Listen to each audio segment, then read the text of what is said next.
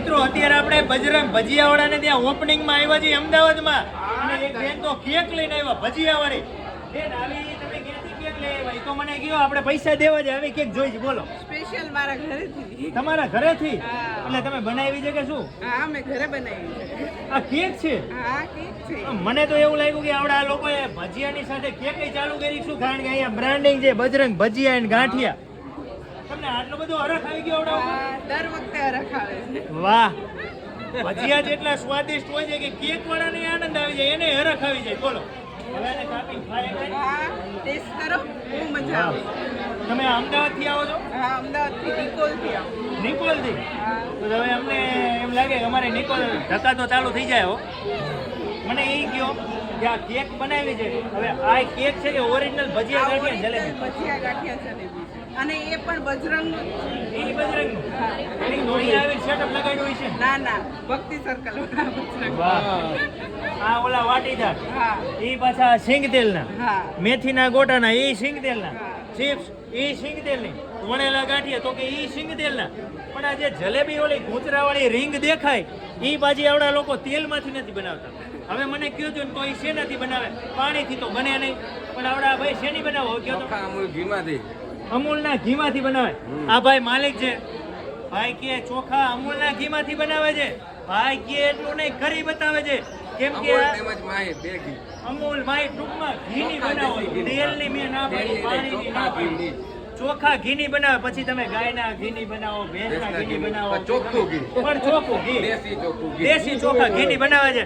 અને અમદાવાદમાં એક બ્રાન્ચ એવી ઓપન થઈ ગઈ કે અહીંયા 24 કલાક ચાલુ રહે. 24 કલાક ને ભાઈ? 24 કલાક. બપોરે ભજીયા મળે, બપોરે મળશે, સવારમાં મળશે, રાત્રે મળશે. જો બજરંગ ભજીયા અને ગાંઠિયા આવું ટોટલ એમની કેટલી એક બ્રાન્ચ નથી, અહીંયા જો બધી બ્રાન્ચ નામ લખ્યા. જો કેટલી આખો આંબો બનાવી દીધો. આપણા વડવા જે પેઢી બનાવતા, પેઢી આંબા, એવી રીતે આંબો બનાવ્યો છે. જો જુનાગઢ થી શરૂઆત થઈ હતી, અત્યારે ગુજરાતની લગભગ બધી બોર્ડર હવે સર કરી દે છે. અને હવે તો દુનિયા ગાંડી કરશે, એમાં બીજી વાત નથી, કારણ કે આ બજરંગ ભજીયા વાળા છે, એમાં કઈ ઘટે જ નહીં. પણ આ આટલું બધું પબ્લિક કેમ આવ્યું? તો ઓપનિંગ આજે ખબર છે કે અહીં નવી બ્રાન્ચ શરૂ થઈ છે, એના માટેથી. નવી બ્રાન્ચ શરૂ થાય એટલે. હા, વાહ. અરે જો અમદાવાદ વાસી, જો તમે અમદાવાદમાં રહેતા હોય અને સારા સારા તમારે વણેલા ગાંઠિયા, 12 થી વધારે જાતના ભજીયા, સાથે બીજું જલેબી અને શિયાળાની સ્પેશિયલ વેરાયટી મોહનથાળ અને અડદિયો. મોહનથાળ, અડદિયા, એ પાછા ચોખા શુદ્ધ ઘીના બનાવે, એટલે કુણા કુણા માખણ જેવા લાગે. એ જો ગઈઢા ભાભા હોય કોઈ કે મારા જે જુવાનિયા હોય, એ બે હાથે ખાય કે બે હાથે પકડી પકડીને મંડો ખાવા. જો શરીરને તંદુરસ્ત રાખવું હોય, હેલ્ધી રાખવું હોય તો અડદિયા ખાવ.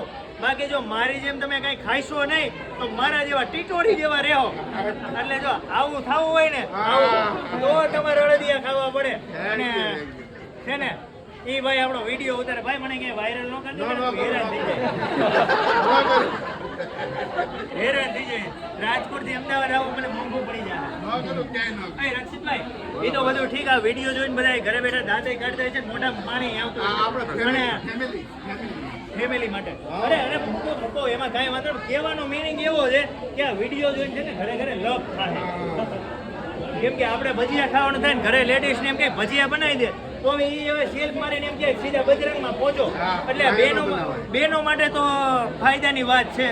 રક્ષિતભાઈ ભાઈ પહોંચી જવાનું બજરંગ ભજીયા અને ગાંઠિયા હાઉસમાં, અને આવવાનું એસપી રિંગ રોડ ઉપર દેગામ ચોકડી પાસે કિસ્મત કાઠિયાવાડી હોટેલની બાજુમાં બજરંગ ભજીયા અને ગાંઠિયા હાઉસમાં.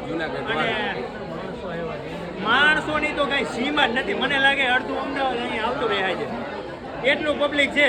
અચ્છા રક્ષિતભાઈ તો બે હાથે ઓલા ગાંઠિયા ને ભજીયા. હવે આવું કોને શીખડાઈ દીધું હોય? રાતે સપનામાં આવ્યું હોય ને એમ કીધું હોય ભગવાન માતાજી તું બે હાથે ગાંઠિયા બનાય, તને કાંઈ નહીં થવા દઉં, એવી વાત છે. બે હાથે ભજીયા બનાવે. ભાઈ ક્યારેક ધ્યાન રાખજો, દાજી જાઓ. પહેલેથી ચાલુ જ છે. રાજકોટની બ્રાન્ચમાં તમને ખ્યાલ છે કે ત્યાં પણ તમે કઈક અમદાવાદમાં ધૂમ મચાવો, વાત સાચી છે. આપણે ધૂમ મચાવી, તાવડામાં હાથ નાખીને ભજીયા બનાવે. કઈ થતું નહીં હોય. કાંઈ નથી થતું. વાહ. અને પણ ખાવાની મજા આવે પાછી એકદમ ટેસ્ટી. ટેસ્ટી, જેમ ખાધે જ રાખી. હું વધીને 1 થી 2 લહણિયા ખાઈ શકું. અહીંયા આવ્યો તો હું 1 થી 2 લહણિયા ખાઈ ગયો.